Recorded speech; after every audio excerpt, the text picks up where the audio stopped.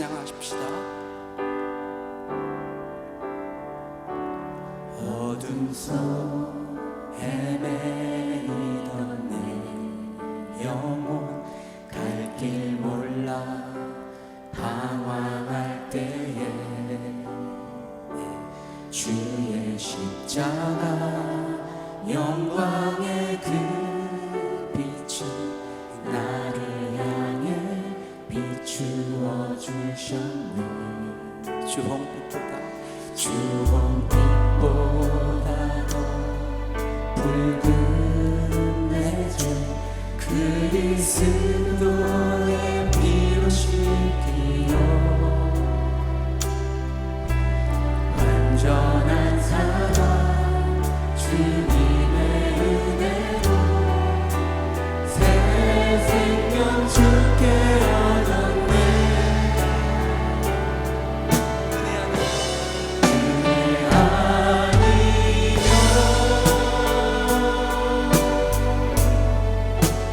서지 못하네. 십자가의 그 사랑 능력 아니면 나서지 못하네. 은혜 아니면 나서지 못하네.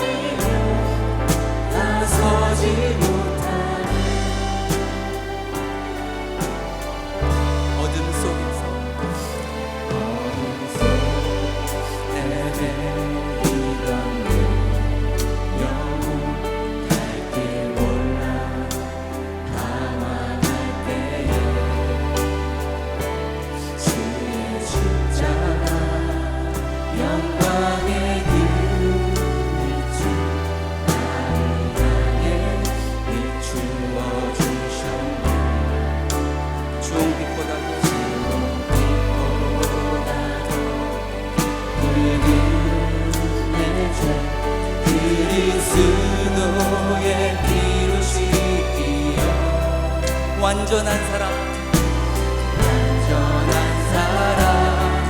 주님의 은혜로 새 생명 주께 얻었네. 은혜 아니면 나서지 못하네. 십자가의 그 사랑 능력 아니면 나서지 못하네. 은혜 아니면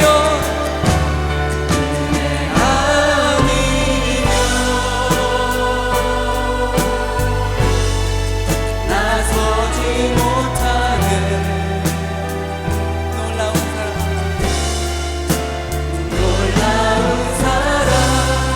그 은혜 아니면 나서지 못하네.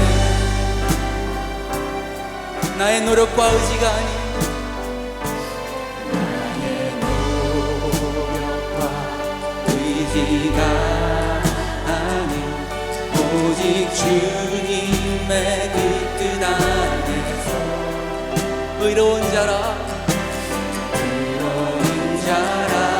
내게 말씀하셨네. 완전하신 그 은혜로 은혜 아니면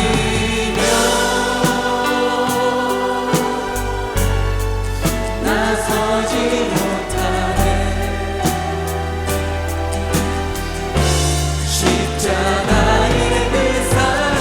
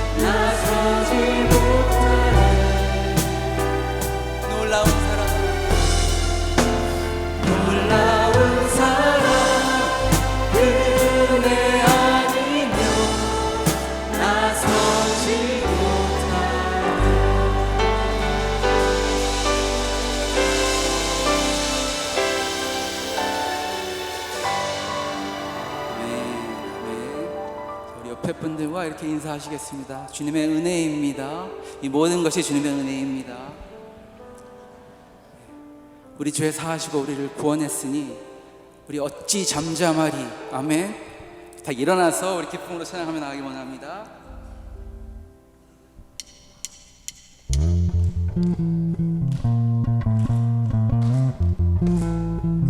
우리 힘차게 박수 치면서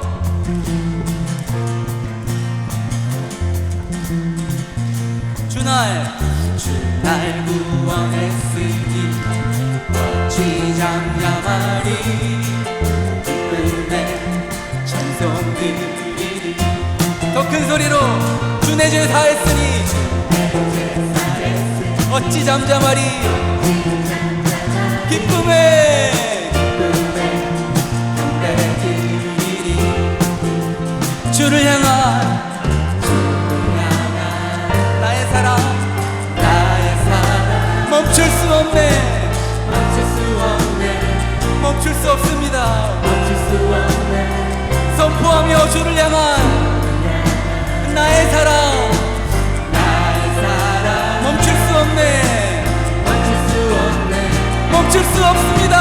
멈출 수 없네. 나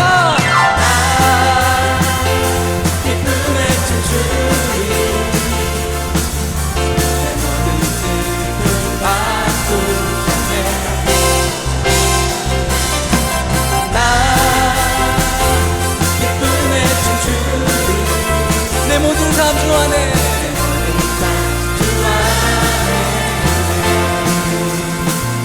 더 큰 소리로 기쁨으로 나아갑시다.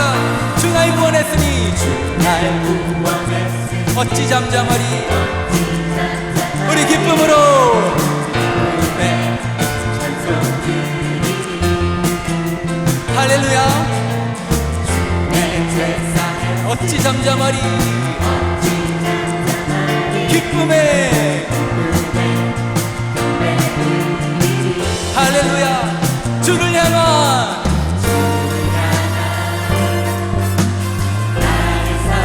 멈출 수 없네. 멈출 수 없네. 멈출 수 없네. 주를 향한 나의 열정 멈출 수 없네. 멈출 수 없네. 우리 다 같이 멈출 수 없네. 나 기쁨에 기쁨에 춤추리. 내 모든 슬픔 헤이 헤이 헤이 헤이 헤이 나 아멘. 내 모든 삶 나 기쁨에 춤추리. 기쁨에 내 모든 슬픔 바꾸시. 헤이 헤이 헤이 헤이 헤이 내 모든 삶 주 안에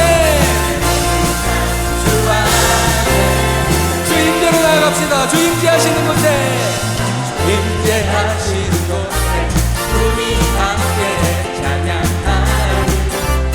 일어나 기쁨으로 소리로 찬양. 주 임재로 나아갑시다. 임재하시는 곳에 우리 함께 찬양하리. 일어나 일어나 기쁨으로 소리로 찬양. 내 영혼 노래하며 내 영혼 노래하며 춤추게 하시네. 기쁨의 이유 되시는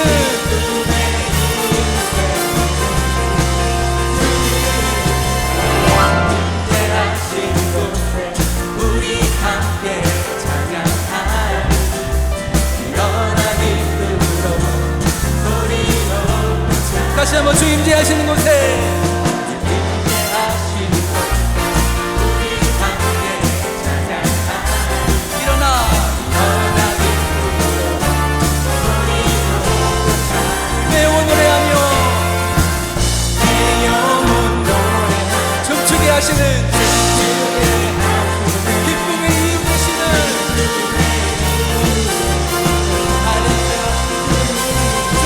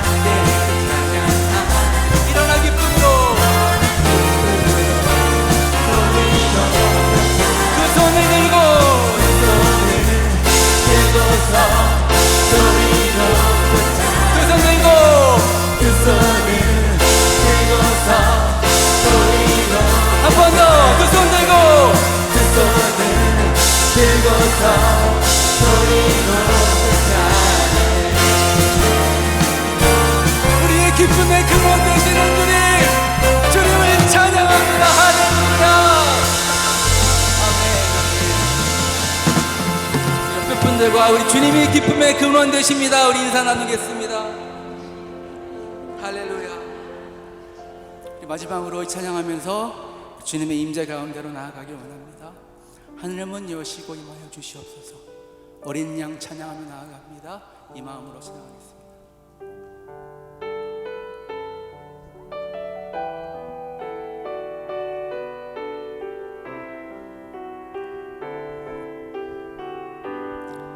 내 모든 것, 내 모든 것,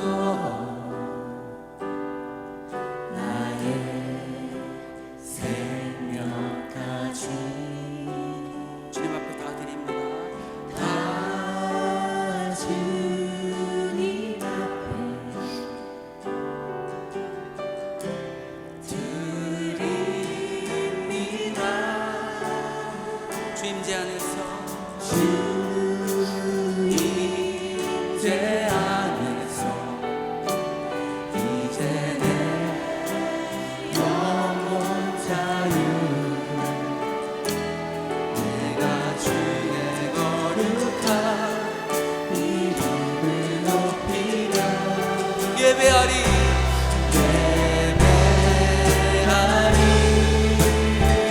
어린 양 찬양하리 내 평생 그 하나로 충분해요 어린 양 찬양하리 내가 주의 임재 안에서 다시 한번 고백하기 원합니다. 내 모든 건 나의 생명까지, 내 모든 것 나의 생명까지, 생명까지 모든 것 주님 앞에 주님 앞에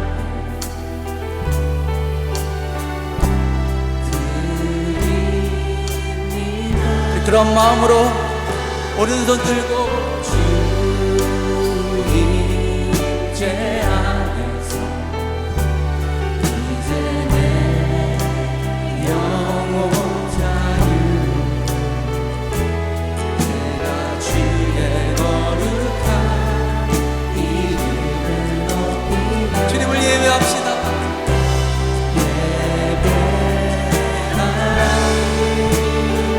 어린 양 찬양하리. 어린 양 찬양하리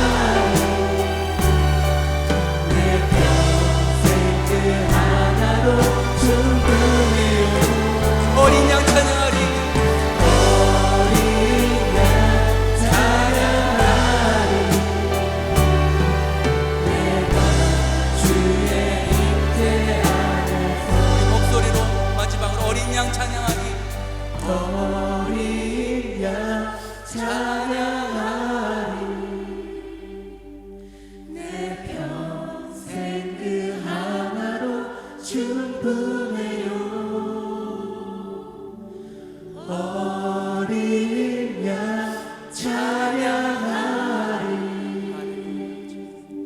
내가 주의 임재 거룩하시고 사랑이 많으신 하나님 아버지, 믿는 자들에게는 소망이 되시며 영원한 생명이 되시는 아버지의 긍휼하신 사랑과 은총에 힘입어 아버지 전에 나왔사오니 오늘 이 예배 주님 한 분만 홀로 영광 받으시옵소서.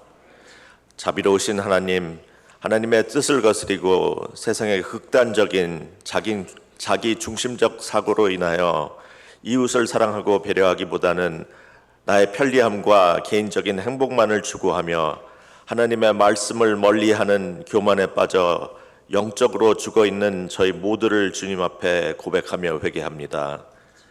진정한 믿음 생활보다는 종교 생활에 물들어 마른 뼈처럼 화석화되어 있는 메마른 영혼으로 성령의 불조차 꺼져가는 것을 깨닫지 못하는 어리석음을 용서하여 주시옵소서. 주여, 주님의 성령으로 부어주시는 생명의 단비를 이 시간 부어주시어 99%가 아닌 100%의 믿음으로 사는 영적 은혜를 풍성히 누리는 생명이 넘치는 믿음을 주시옵소서. 구원은 나의 공로에 있지 않고 오직 아버지를 내 구주로 받아 영접하는 자에게 하나님께서 값없이 주시는 보혈의 선물임을 시인합니다. 저희 모두가 아버지의 생명 포도나무에 접붙여 목마르지 않는 생명의 기쁨으로 하늘 가는 길을 깨닫는 구원의 삶으로 하나님 한 분만이 저희들을 통해 드러나는 거룩한 성화의 길을 걷게 하시옵소서. 주의 사랑이 머무르고 주님의 보혈의 피로 세워진 저희 베다니 교회가 더 성장하고 거듭나서 아버지의 불변하는 말씀을 지켜나가며 주님의 공의와 정의가 저희 베다니 교회를 통하여 흘러가는 이 세상의 방주 같은 교회가 되게 하시옵소서. 각자 맡은 사명을 충성되이 믿음으로 감당하여 협력하여 하나님의 의만 이루어 나가는 저희 모두가 되게 하시옵소서. 이번 10월 10일부터 14일까지 진행되는 은혜동산을 허락하심을 감사드립니다.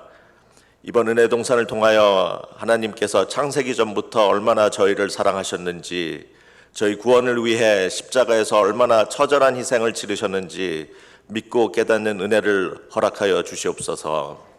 참가자들과 섬김이들 모두가 성령의 이끄심으로 하나 되게 하시고 앞으로 살아나가는 모든 상황에서 믿음의 용기를 가지고 믿는 자의 사명을 다하게 하여 주시옵소서.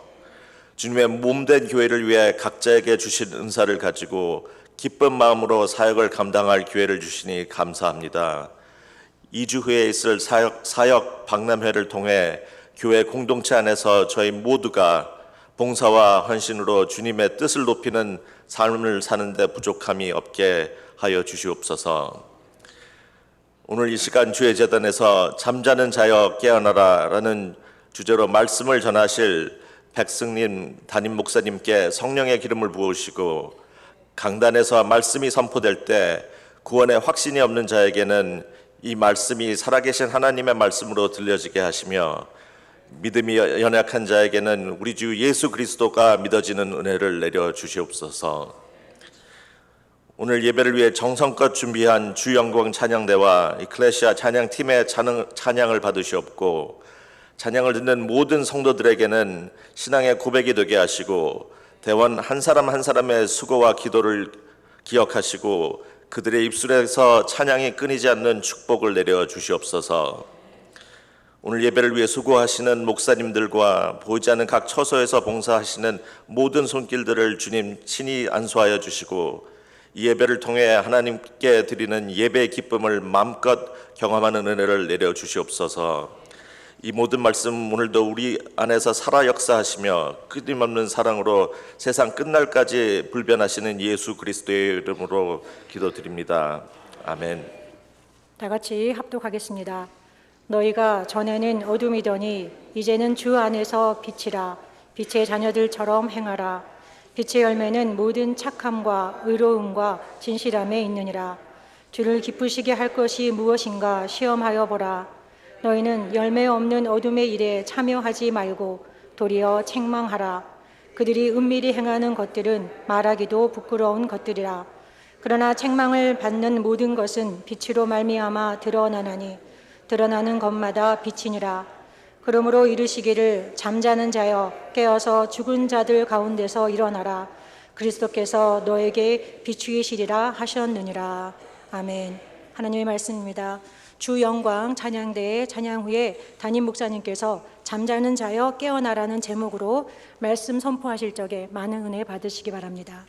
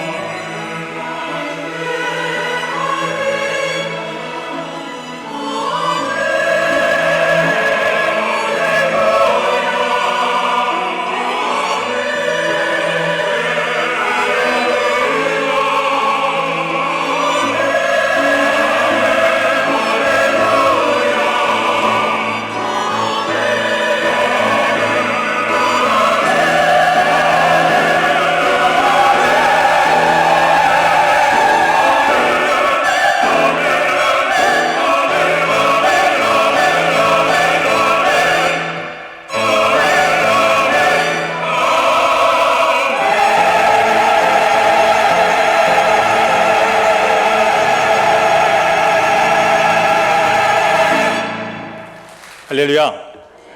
하나님이 주시는 은혜와 평강이 여러분의 삶에 가득 넘쳐나시기를 주님의 이름으로 축복합니다. 오늘 설교 제목이 좀 그렇죠? 설교 제목 안 나오나요? 잠자는 자여 깨어나라. 특별히 오늘 주무시는 분이 없기를 간절히 바랍니다. 하긴 설교 시간에 조는 분들이 계시는 게 누구 탓이겠어요? 여러분은 죄가 없습니다. 설교를 지루하게 하는 설교자의 문제이겠지요.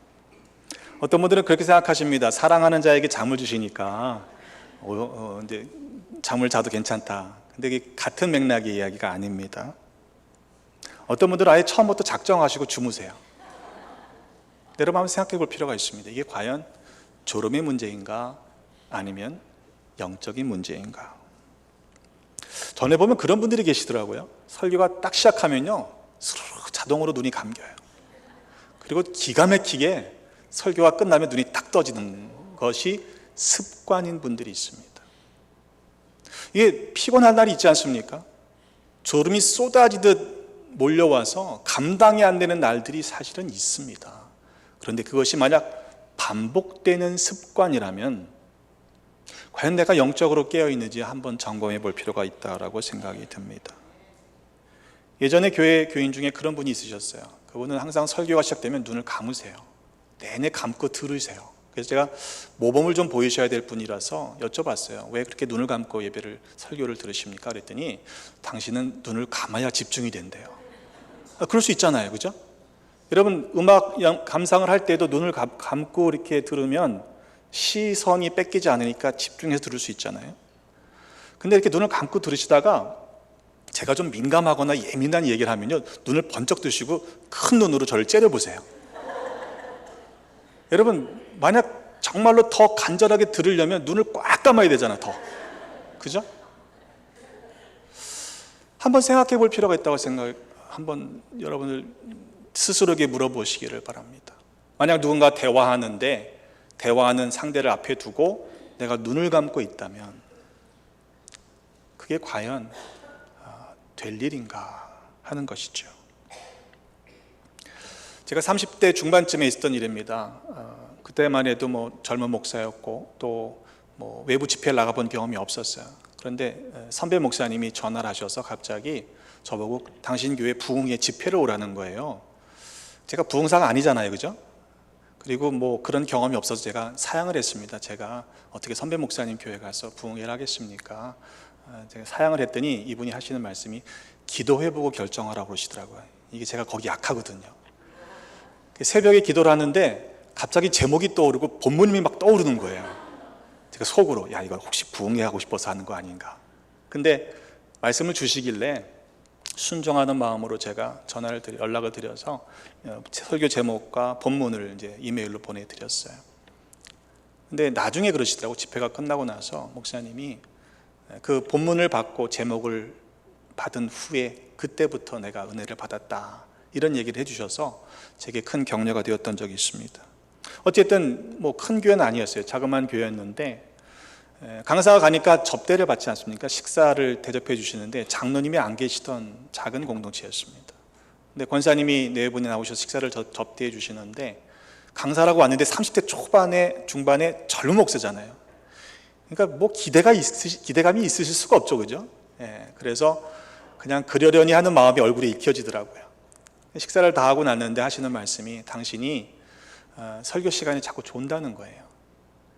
담임 목사님 말씀을 정말 잘 듣고 싶은데 너무 졸려서 잠을 자는 자기 모습이 민망하니까 자기는 항상 구석에 앉아서 예배를 드립니다. 그러니까 이해를 해달라고 그러시더라고요.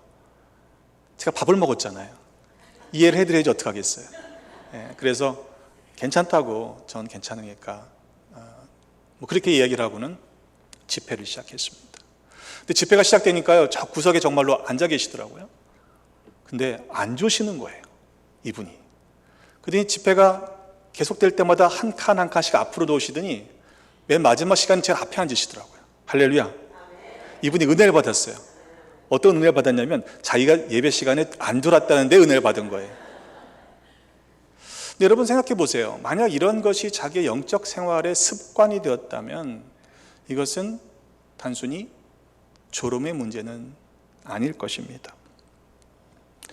오늘 웨슬리의 표준 설교 세 번째 시간인데 잠자는 자여 깨어나라라는 이 제목의 설교는 존 웨슬리의 설교가 아니고 실은 그의 4살 아래의 동생인 찰스 웨슬리의 설교입니다. 그도 역시 목사였고 그리고 시인이었습니다. 옥스포드에서 신성회를 만들었던 사람이 실은 이 찰스 웨슬리입니다. 그는 평생에 찬송시를 8,989편을 썼다고 이야기합니다. 그러니까 회심한 이후에 50년 동안 이틀에 한 번꼴로 찬송시를 썼다라는 셈이 됩니다. 여러분 잘 아시는 그 찬송들이 있어요. 만입이 내게 있으면 그 찬양 아시죠? 딴따다다다다 그 찬송도 썼고요. 또 하나님의 크신 사랑 하늘로서 내리사 그런 찬양이 있어요. 예, 아시죠? 그건 모르시면 그러면 전부여 의지 없어서 그 찬송 아시죠? 그 찬송도 가사를 쓴 분이 찰스 웨슬리입니다. 그 여러분들 찬송가를 보시면 많은 곡 중에서 우리 찬송가에 들어와 있는 것은 C. 웨슬리, 그래서 이니셜로 찰스를 가리키는 이름을 적어놨습니다. 근데 교인들이 이 존 웨슬리보다 찰스 웨슬리를 더 좋아했대요. 왜냐하면 존 웨슬리의 설교가 딱딱하잖아요.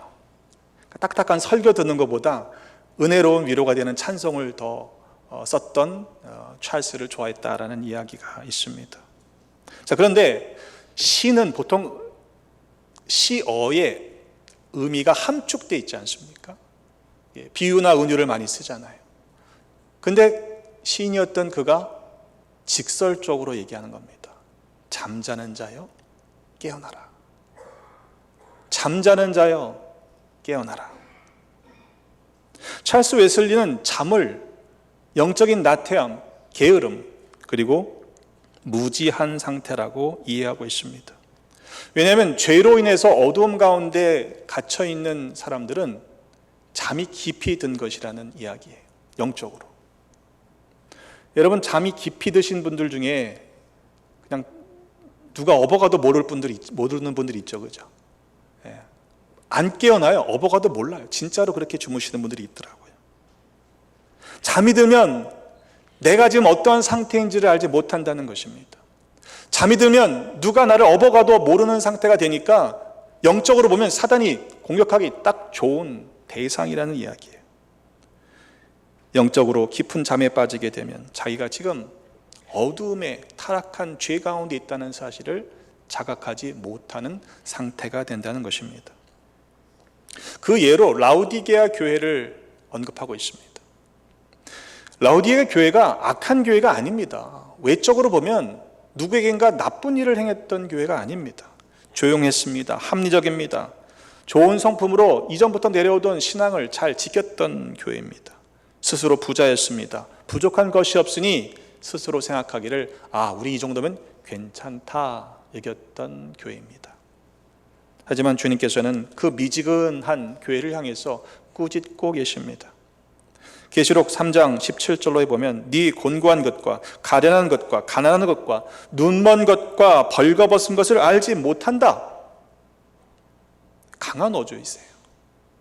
자기들은 괜찮다 생각하는데 이 정도면 충분하다 생각하는데 주님이 보실 때는 아니라는 겁니다. 그것이 영적으로 잠들어 있는 교회의 모습이다라고 언급하고 있습니다. 바리새인들도 마찬가지죠. 그들에겐 분명한 경건의 모양은 있었습니다. 하지만 예수님께서 지적하신 것처럼 그들의 경건은 껍데기만 그렇게 보였을 뿐입니다. 경건의 능력을 부인했던 사람들입니다.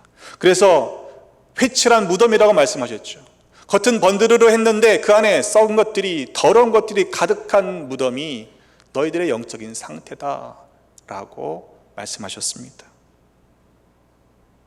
알맹이가 빠진 형식만 그럴듯한 종교인으로 살았던 바리새인들을 향해 예수님께서는 심지어는 저주까지 하셨습니다. 사도 바울도 말씀하고 있습니다. 고린도전서 3장 16절에 너희가 하나님의 성전인 것과 하나님의 성령이 너희 안에 계시는 것을 알지 못하느냐? 고린도 후서에서는요, 예수 그리스도께서 너희 안에 계신 줄을 너희가 스스로 알지 못한다면 그러면 너희는 버림받은 자라고까지 말씀하고 있어요. 그러니까 확증하라는 거예요. 스스로 확신해라.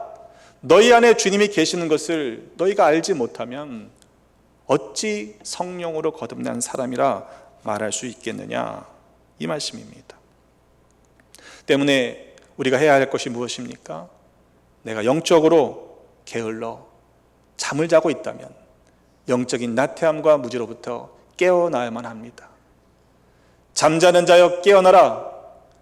누가 졸고 있다고 생각하지 마시고요, 여러분 스스로에게 한번 도전해 보십시오. 졸려오면 잠을 자야 돼요. 여러분 잠자는 게 얼마나 복인지 아시죠?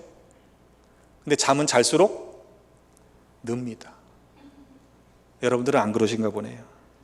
잠언 6장 10절로에 보면 좀 더 자자, 좀 더 졸자, 손을 모으고 좀 더 누워있자 하면 네 빈궁이 강도같이 오며 네 곤핍이 군사같이 이를 것이라고 말씀했습니다. 근데 이것이 영적인 원리도 동일합니다. 영적으로 깨어있지 않으면 내가 지금 어떠한 공격에도 무방비 상태가 되잖아요. 시험이 들 수밖에 없는 거예요. 예수님께서 잡히시던 날 밤에 간절하게 기도하시지 않습니까? 겟세마네 동산에서 기도하실 때 일입니다. 마태복음 26장의 말씀을 보면 베드로와 세베대의 두 아들을 데리고 기도하러 올라가시죠. 고민하고 슬퍼하셨습니다. 그래서 말씀하셨습니다. 내 마음이 매우 고민하고 죽게 되었으니 너희는 여기 머물러 나와 함께 깨어 있으라 라고 말씀하시고, 그리고 기도를 따로 조금 떨어져서 하셨어요. 예수님이 이상하다, 오늘 왜 이러시지? 평소와 달리 저렇게 고민하시고 슬퍼하시는 거 본 적이 없는데, 라는 걸 감지했다면 제자들이 어떻게 했어야 돼요? 깨어 있었어야죠. 예수님이 그렇게 간절하게 기도하시는 동안에 돌아와 보시니까 제자들이 어떻게 했습니까? 자고 있었습니다. 베드로에게 말씀하십니다. 나와 함께 1시간도 이렇게 깨어있을 수 없느냐? 겨우 1시간도 깨어있지 못했던 겁니다. 시험이 들지 않게 깨어있으라, 깨어 기도하라. 마음에는 원이로되 육신이 약하도다 말씀하시고 두 번째 가셔서 기도하십니다. 와보니까 또 졸고 있는 거예요. 이는 그들의 눈이 피곤함 일러라. 예수님이 지금 어떠한 상황이신지 어떠한 마음이신지 분명하게 제자들에게 일러주셨습니다. 몰랐던 게 아니에요. 그렇다면 적어도 1시간 정도는 깨어 기도해야 되지 않겠습니까? 시험에 들지 않도록 깨어 기도하셨습니다. 그러나 자고 있었습니다. 그래서 결국 그들이 시험에 들 수밖에 없었던 것입니다. 마음에는 원했지만 육신이 약했기 때문입니다. 그들의 눈이 피곤했기 때문입니다. 제가 예수님이었다면 아마 그렇게 얘기했을 것 같아요. 이야기했을 것 같아요. 야, 지금 잠이 오냐? 지금 이 시국에 잠이 오냐? 어디서 많이 듣던 얘기죠. 여러분 수험생이 자고 있으면 여러분 부모님이 어떻게 하셨어요? 여러분이 어떻게 하셨습니까? 또, 야, 너 지금 이게 잠이 오냐? 만약 오늘 드리는 이 예배가 여러분에게 마지막 예배라면 여러분은 어떤 마음으로 예배를 드리시겠어요? 오늘 주어진 오늘 하루라고 하는 이 한 날이 우리에게 주어진 마지막 날이라면 여러분 어떠한 마음으로 이 하루를 살아가시겠습니까? 오늘 밤에 편하게 주무실 수 있는 분 한 분도 없을 겁니다. 여러분 아십니까? 오늘 우리가 드리고 있는 이 예배가, 우리가 누리고 있는 이 하루가 누구에게는 허락되지 않은 예배고 허락되지 않은 한 날이라는 사실을 말입니다. 사실 우리는 대단한 믿음을 가지고 있어요. 어떤 믿음이냐면요, 오늘 절대로 주님이 오시지 않을 거라는 확실한 믿음이 가지고 있습니다. 그 믿음 있잖아요, 그죠? 내일 나는 반드시 일어날 것이라고 하는 믿음을 갖고 있기 때문에 주무실 수 있는 거 아닙니까? 누가 알아요? 아무도 모른다고 말씀하십니다. 마가복음 13장 32절로 보면 그러나 그 날과 그때는 아무도 모르나니 하늘에 있는 천사들도 모르고 나도 모르고 오직 아버지만 아신다. 주님이 직접 말씀하셨습니다. 그러니 주의하라, 깨어있으라. 그때가 언제인지 알지 못하지 않느냐. 여러분 제자들에게만 주신 것이 아니라 이 말씀을 듣는 모든 사람에게 주신 것이라고 분명하게 예수님께서 말씀하셨습니다. 여러분 정말 오늘 저녁에 주님이 안 오실 거라고 확신하십니까? 지금 보면요, 이스라엘이 지금 전쟁을 겪고 있는데 하루아침 사이에 일어난 일 아닙니까? 사도행전 12장에 가보면 야고보가 순교한 이후에 베드로가 잡혀있는 장면이 우리에게 전해져 옵니다. 헤롯이 베드로를 잡으려고 했던 바로 그 전날 밤에 일어난 일입니다. 베드로를요, 군인 4인조의 사교대로 단단하게 감옥에 가둬놓고 두 쇠사슬로 묶고 곁에는 두 군인이 함께 잠을 청합니다. 사람의 방법으로는 풀려날 수 있는 가능성이 거의 없습니다. 그런데도 베드로가요, 잠을 자고 있어요. 참 대단한 믿음 아닙니까? 아마 하나님께서 풀어주시겠다라고 하는 믿음이 있었는지는 모르겠습니다만 내일 아침이 되면 이제 죽을 수밖에 없는 위험한 순간입니다. 그런데 자고 있어요. 그때 호련히 주의 사자가 나타나서 옥중에 광채가 빛납니다. 또 베드로의 옆구리를 쳐 깨웠다고 그랬어요. 일어나 하지 않고요, 쳐서 깨울 정도로 깊이 잠들었던 베드로입니다. 급히 일어나라 그러자 사슬이 그 손에서 벗어났습니다.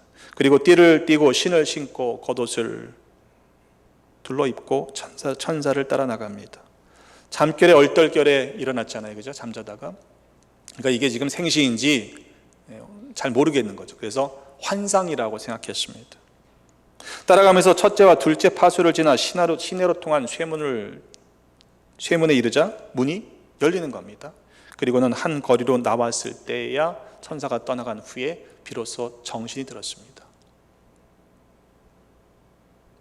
여러분, 만약 천사가 쳐서 깨우는데 베드로가 귀찮다고 냅두라고 했으면 어떻게 됐을까요? 그 다음날 야고보처럼 순교했을 겁니다. 그것도 은혜스러운 영광스러운 일이긴 합니다만 그에게 남겨진 사명을 감당하지는 못했을 것입니다. 여러분, 지금 하나님께서 천사를 보내셔서 내지는 하나님께서 우리의 삶에 개입하셔서 우리의 옆구리를 쳐 깨우는 일이 있습니까? 일어나시기를 바랍니다. 됐다고, 귀찮다고 계속해서 잠만 자다가는요, 그 앞에 죽음에 이를 수밖에 없기 때문입니다. 돌아눕지 마세요. 하나님이 깨우실 때 일어나 말씀에 순종하며 따라갈 때에만 우리가 영생에 이룰 수 있다는 사실을 믿으시기를 주님의 이름으로 축복합니다. 더 이상 어둠에 머물러 있지 말아야 합니다. 빛으로 나와야 합니다. 왜냐하면 우리는 새로운 존재가 되었기 때문입니다. 여러분, 생명체도요, 빛을 따라가는 생명체가 있고 빛을 피하는 생명체가 있어요. 그렇죠? 양성 주광성 내지는 음성 주광성이라고 표현을 하더라고요, 요즘에는.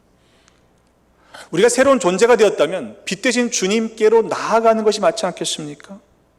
고린도 후서 4장 6절의 말씀에 보면 어두운 데에 빛이 빛이라 말씀하셨던 그 하나님께서 예수 그리스도의 얼굴에 있는 하나님의 영광을 아는 빛을 우리에게, 우리 마음에 비추셨다고 그랬어요. 이사야 60장 1절의 말씀에 보면 일어나라 빛을 발하라 이는 네 빛이 이르렀고 여호와의 영광이 네 위에 임하였다라고 말씀하고 있습니다. 오늘 본문의 말씀으로 돌아가 보면 너희가 전에는 어둠이더니 이제는 주 안에서 빛이라, 존재가 바뀐 겁니다. 빛의 자녀들처럼 행하라. 빛의 열매는 모든 착함과 의로움과 진실함에 있느니라. 그러니 주를 기쁘시게 해드릴 것이 무엇인지 시험하여 보라. 너희는 열매 없는 어둠의 일에 참여하지 말고 도리어 책망하라. 그들이 은밀히 행하는 것들은 말하기도 부끄러운 것이라고 했습니다. 옛날엔 밤에 도둑들이 주로 활동했어요, 그죠? 죄는 화날 때 합니까? 보통 범죄는 어두울 때 합니까? 잘 모르시죠, 여러분들은? 근데 요즘에는 세상이 얼마나 뻔뻔해졌는지요. 대낮에 떼강도들이 털더라고요. 오죽하면 월마트에 경찰서를 세워야 된다는 이야기를 하게 됩니까? 그런데 여러분, 우리가 이제 더 이상 어둠에 있지 않다면 하나님 앞에 나와서 하나님이 기뻐하시는 일들을 위해서 빛의 자녀로 살아가야 하는 게 마땅하지 않느냐, 이 말이에요. 예수를 믿고 교회에 나와서 하나님을 믿는다 하지만 벌 받을까 봐 두려워서 덜덜덜 떨며 신앙생활을 하고 있다면 여러분, 그게 어떤 그 마음이 행복하겠어요? 기쁨이 있겠어요? 하나님 나를 얼마나 사랑하시는지 그 은혜가 느껴지고 깨달아지면 여러분, 날마다 하나님 앞에 기쁨의 자녀가 되기 위해서 그렇게 열심히 살아가지 않겠습니까? 빛의 자녀들은 어둠 가운데 은밀히 행하지 않습니다. 왜냐하면 빛과 어두움은 공존할 수 없기 때문입니다. 여러분, 말씀을 받을 때 여러분, 이 말씀 하나님의 음성으로 들으시기를 주님의 이름으로 축복합니다. 사도행전 2장 37절에 보면요, 베드로가 설교할 때 많은 사람들이 그 말씀을 듣고 마음이 찔렸다고 그랬어요. 그들이 이 말을 듣고 마음에 찔려 어떻게 반응했습니까? 형제들아, 우리가 어떻게 할꼬? 베드로가 대답합니다. 너희가 회개하여 각각 예수 그리스도의 이름으로 세례를 받고 죄 사함을 받으라. 그리하면 성령의 선물을 받으리니 하면서 말로 확증해요. 너희가 이 패역한 세대에서 구원을 받으라 하니 그 말을 받은 사람들은 세례를 받았습니다. 이날의 신도의 수가 3,000이나 더했다고 했습니다. 그런데 사도행전 7장에 가보면요, 스데반의 설교를 들었던 사람들의 반응이 다릅니다. 스데반의 설교를 듣고요, 그들도 동일하게 마음의 움직임이 일어났어요. 그들이 이 말을 듣고 마음에 찔렸다고 그랬습니다. 성령께서 그 마음을 찌르시는 거죠. 깨닫게 하시는 거예요. 옆구리를 쳐서 깨우시는 겁니다. 근데 어떻게 반응했습니까? 그를 향하여 이를 갈았다고 그랬어요. 하늘이 열리고 성령 충만해서 하늘 보좌에 계시는 주님을 보았을 때 스데반이 그 이야기를 나누니까요, 그 사람들이 어떻게 반응했습니까? 큰 소리를 지르며 귀를 막고 일제히 그에게 달려들어 돌로 쳐 죽였습니다. 여러분, 말씀을 듣고 마음에 찔리는 것까지는 동일했다니까요. 말씀을 듣는 것에서, 마음에 찔리는 것에서 멈추시면 안 될 이유입니다. 그들이 갈라졌던 이유는, 책임은 다른 사람들에게 있지 않습니다. 자기 자신에게 있는 거예요. 성령께서 말씀하시고 마음을 찌르시는데도 귀를 닫고 소리를 치며 일제히 달려들어 돌을 집어들었던 그들에게 심판의 책임이 있는 것입니다. 데살로니가 전서 2장 13절에 말씀합니다. 이러므로 우리가 하나님께 끊임없이 감사함은 너희가 우리에게 들은 바 하나님의 말씀을 들을 때가 아니고요, 하나님의 말씀을 받을 때에 사람의 말로 받지 아니하고 하나님의 말씀으로 받음이니 진실로 그러하도다. 이 말씀이 또한 너희 믿는 자 가운데에서 역사한다고 말씀하고 있습니다. 하나님의 말씀을 듣는 것으로 끝난 게 아니에요. 말씀을 받은 거예요.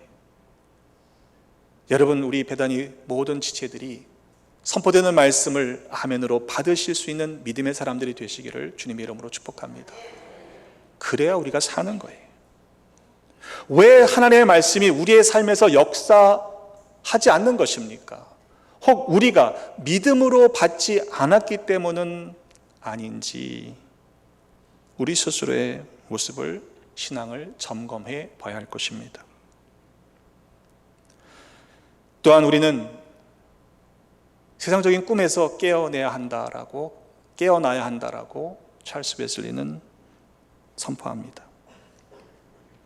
그런 말씀들 종종 하시잖아요. 누가 이렇게 얘기하면 꿈 깨, 그러잖아요, 그죠? 허황된 꿈을 꾸는 사람들을 우리 그렇게 얘기합니다. 근데 이것은요, 단지 비현실적인 꿈을 꾸는 사람들을 향한 이야기가 아닙니다. 왜냐하면 우리 그리스도인들은 세상적인 꿈을 꾸는 사람들이 아니기 때문에 그래요. 우리 그리스도인들은 하나님께서 우리에게 계시하신 바 하나님의 비전을 바라보며 함께 그 비전을 이루어가는 하나님의 일꾼들이기 때문에 그렇습니다. 물론 저는 지금도 하나님께서 꿈과 환상으로 계시하신다고 믿는 사람입니다. 근데 잘 생각해 보실 필요가 있는 게요, 꿈과 환상으로 계시하시는 것은 하나님이 말씀하시는 도구일 뿐입니다. 그러니까 메시지가 중요한 거예요. 내가 꿈을 꿨느니 내가 환상을 보았느냐가 중요한 게 아니고요, 그 툴을 통해서 하나님께서 무엇을 말씀하셨는지 그 말씀을 붙잡지 않으면, 받지 않으면 여러분 그 체험이 무슨 도움이 되겠습니까? 하나님이 말씀하시는 그 메시지를 들었다면 그 말씀에 순종해야 되는 것입니다. 그래야 믿음으로 받는 자들에게 말씀이 역사하는 일들이 생기는 것입니다. 만약 우리가 성령을 받았노라 하면서도 아직도 세상적인 꿈을 꾸고 있다면 성령 받은 게 아닐 가능성이 높습니다. 왜냐하면 성령을 받으면 새로운 존재로 거듭나게 되기 때문입니다. 또한 우리는 죽음에서 부활로 깨어난 사람들이라는 사실을 미리 믿으시기를 바랍니다. 앞으로 장차 일어날 일이지만 이미 우리에게 예수님께서 부활의 첫 열매로 친히 보여주셨던 것이죠. 에베소서 5장 14절의 말씀, 그러므로 이르시기를 잠자는 자여 깨어서 죽은 자들 가운데서 일어나라, 그리스도께서 너에게 비추이시리라 하셨느니라 말씀합니다. 요한복음 5장 24절에 보면 내가 진실로 진실로 너희에게 이르노니 내 말을 듣고 또 나를 보내신 이를 믿는 자는 영생을 얻었고 심판에 이르지 아니하나니 사망에서 생명으로 옮겨졌느니라. 아멘. 이젠 더 이상 사망에 묶여있지 않은 존재예요. 우리는 이미, 뿐만 아니라 예수님께서 십자가에 달려 돌아가셨을 때 무덤에서 잠자는 자들이 많이 일어났다고 그랬어요. 부활하신 후에야 그들이 무덤에서 나와서 거룩한 성으로 들어가게 되지 않습니까? 많은 사람들에게 보였습니다. 그런데 그 일들이, 그들이 잠자는 자들이 일어났던 것은 부활은 아닙니다만 우리에게 보여주신 사건인 것이죠. 고린도전서 15장 51절로 보면 보라 내가 너에게 비밀을 말하노니 우리가 다 잠잘 것이 아니요 마지막 나팔의 순식간에 호련히 다 변화되리니 나팔 소리가 나매 죽은 자들이 썩지 아니할 것으로 다시 살아나고 우리도 변화되리라. 여러분 이 믿음이 있으십니까? 상식적으로는 이해가 잘 안 되잖아요. 하지만 여러분 이 믿음이 있어야만 합니다. 신랑을 맞으러 나갔던 열처녀의 비유도 마찬가지입니다. 5은 미련했고 5은 슬기로 왔어요. 슬기로 온 처녀들은 여분의 기름을 준비했습니다. 근데 신랑이 더디 오니까 이 10명이 다 졸았어요. 슬기로운 처녀가 깨어있었던 것이 아닙니다. 밤중에 소리가 나서 일어나 보니 등불이 꺼져갑니다. 슬기로운 처녀들은 일어나 그 여분의 기름을 넣어 등불을 준비했지만 미련한 처녀들은 당황하죠. 우리 기름 좀 나눠줘라. 슬기로운 처녀들이 거절합니다. 우리 다 쓰기에도 부족할 줄 안다. 가서 사서 써라. 사러 갔다 오니까 어떻게 됐어요? 이미 잔치에 사람들은 다 들어가고 문은 굳게 닫혔습니다. 문을 두들려도 난 너희 모른다. 결코 그 문은 열리지 않았습니다. 아니 그렇게 야박하게 구냐, 좀 나눠주면 어디가 큰일 나냐 라고 말씀하실 수가 없는 거예요. 주님께서 뭐라고 말씀하십니까? 그런즉 깨어있으라. 너희는 그날과 그때를 알지 못하느니라. 때로 졸 수 있습니다. 졸음이 쏟아지는데 어떡하겠어요? 그러나 깨어있을 때 우리가 준비한 상태로 기다리다가 조는 것과 전혀 준비가 되어 있지 않은 상태로 졸다가 깨어나서 당황하는 것과는 여러분 이건 천지 차이예요. 아니 심판과 영벌과 구원, 영생으로 갈라지는 일이라는 것을 귀 기울여 들어야만 합니다. 히브리서 기자는 이렇게 말씀합니다. 히브리서 6장 4절로 보면 한 번 빛을 받고 하늘의 은사를 맛보고 성령에 참여한 바 되고 하나님의 선한 말씀과 내세의 능력을 맛보고도 타락한 사람들, 여러분 성령을 체험하지 않는 게 아니에요. 은사를 맛봤습니다. 한 번 빛을 봤던 사람들입니다. 하나님의 선한 말씀과 내세의 능력을 맛봤던 사람들이 타락하게 되면 다시 새롭게 하여 회개할 수 없다라고 경고하고 있습니다. 여러분, 성령 충만한 삶을 날마다 살아가야 하는 이유가 여기에 있습니다. 한번 체험한 걸로 끝나면 안 되는 거예요. 성령의 기름이 날마다 채워져야 될 줄로 믿습니다. 사도행전 20장에 보면요, 바울이 드로아에서 일주일 동안 머물다가 떠나기 전날 말씀을 전하는데 얼마나 간절한 마음으로 복음을 전하다 보니까 시간이 길어집니다. 밤이 되었어요. 다락 윗다락에 모여있던 사람들이 등불을 켜고 말씀을 듣는데 바울이 설교가 좀 길었나 봐요. 계속하는 거예요, 눈치 없이.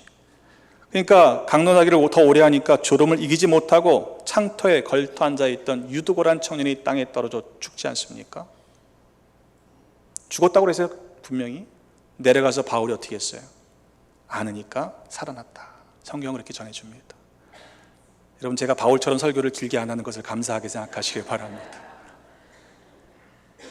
근데 제가 바울이 아니잖아요. 떨어지시면 안 돼요. 졸음을 이겨내야 합니다. 해병대 전방에 있을 때 대원들은 야간에 근무를 씁니다. 작전을 쓰면서 경계를 하고 아침에는 잠을 자야 합니다. 그리고 오후에는 정비를 하고 또다시 저녁에 투입되는데, 문제는 예배 시간이 주일날 오전이에요. 그러니까 대원들이 예배를 드리려면 잠을 포기하고 와야 합니다. 예배 시간을 오후로 바꿀 수가 없는 이유가 오후에는 정비를 해야 되기 때문에 작전에 영향을 주는 것은 불가능한 일이었습니다. 근데 잠을 포기하고 오는 건 가능하잖아요. 근데 그 당시만 해도 계급이 낮은 대원들은 예배당에 오려면요, 맞았어야 돼요. 어디 군기 빠져갖고 종교활동 가냐고 선임들한테 맞는 겁니다. 여러분, 그런 심정으로 오는 대원들이 졸겠어요, 안 졸겠어요?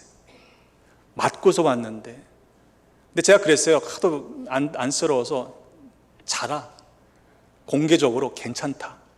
자기 잠을 포기하고 온 대원들이니까 자도 된다고 얘기를 했어요. 근데 안 자더라고요. 어떤 설교를 해도요, 눈물이 주룩주룩, 그 우락부락한 해병대 대원들이요, 울어요. 어느 찬송을 불러도요, 그냥 주룩주룩 눈물을 흘리며 은혜를 받더라고요. 저는 처음에 제가 설교를 잘해서 우는 줄 알았어요. 여러분, 갈급한 마음이 있으니까, 사모함이 있으니까요, 어떠한 순간에도 은혜를 놓치지 않더라고요. 근데 신기한 게요, 이 친구들이 좀 계급이 올라가잖아요. 상병쯤 되면요, 안 맞아도 되거든요. 자기가 원할 때 나가고 싶으면 나가고 안 나와도 되면 안 나올 수 있는 그런 기회가 주어지니까 이 친구들이 똑같은 목사가 설교하고 똑같은 대원인데 졸더라고요. 설교 시간에 조는 게 아니고 찬양할 때 졸아요. 여러분, 이게 무슨 문제일까요? 영적으로 나태해지면 졸 수밖에 없는 것이죠. 육신이 약하고 눈이 피곤하면 졸음에 질 수밖에 없습니다. 여러분, 우리 베다니의 모든 성도님들은 졸음에 지지 마시고 이겨내시기를 주님의 이름으로 축복합니다. 음주운전은 살인행위라고 말합니다. 그런데 음주운전보다 이 졸음운전의 사망률이 사고가 나면 1.7배가 높다고 합니다. 졸음운전은요, 소주 5잔 이상을 마신 것과 같은 영향을 끼친다라고 연구 발표를 했습니다. 우리가 60마일로 고속도로를 달리고 있으면요, 깜빡하는 사이에 80m를 눈 감고 지나가는 거예요. 그게 그만큼 위험하다는 것이죠. 우리의 영적인 졸음도 마찬가지입니다. 깜빡하고 졸았지만 우리가 어디로 가는지 알지 못하는 위험한 길을 갈 수 있지 않겠습니까? 바라기는 베다니의 모든 성도들이 더욱 깨어 기도하시기를 주님의 이름으로 부탁을 드립니다. 졸거나 아예 처음부터 나는 자야지 라고 마음 잡수시는 분이 없었으면 좋겠습니다. 주님 다시 오실 때 한 분도 낙오되지 않고 천국에 함께 들어가십시다. 더 이상 어둠이 머물지 마십시오. 빛의 자녀들답게 이번 한 주간도 믿음으로 살아가십시다. 성령 충만함으로 착하고 의롭고 진실하게 행하며 하나님께 기쁨이 되는 빛의 자녀로 살아가시기를 주님의 이름으로 축복합니다. 기도하겠습니다. 하나님 아버지, 은혜를 감사합니다. 어둠에 갇혀있던 우리에게 빛의 자녀가 되는 권세를 주셨으니 감사드립니다. 그러나 돌아보니 여전히 은밀히 행하던 죄가 있었습니다. 그동안 영적으로 게을렀고 깨어있지 못했고 졸고 있었음을 회개하오니 용서하여 주옵소서. 이후로는 빛의 자녀들답게 착하고 의롭고 진실하게 행하며 하나님의 기쁨이 되는 자녀들 되게 하여 주옵소서. 성령 충만함으로 날마다 깨어 기도하게 하셔서 한 사람도 시험에 들지 않도록 지켜 보호하여 주옵소서. 세상의 참빛으로 오신 구주 예수 그리스도의 이름으로 기도드립니다. 아멘.